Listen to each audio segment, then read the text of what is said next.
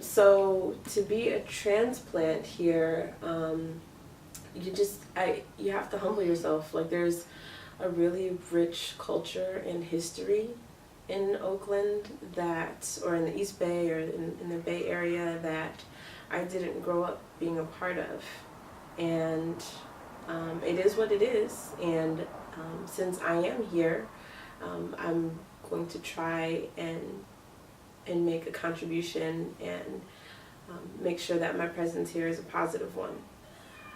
So what you mentioned, that if I can touch a little bit on what you were talking about, a Black Renaissance here, I think it's really important that we remember that there was a community, a Black community, that existed here even before this rebirth.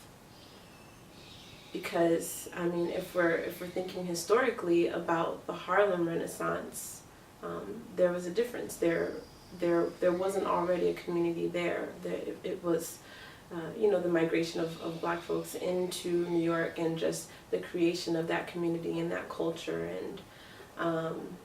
and it was beautiful. But there is a difference. A lot of us, we see each other in the same circles, on the same bike rides, at the same social functions.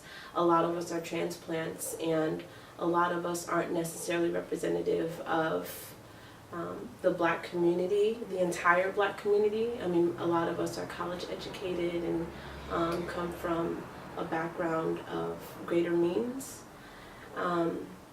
So we're not necessarily representative of the Black community in the U.S. as a whole. We're not necessarily representative of the Oakland community or of the Black community in Oakland.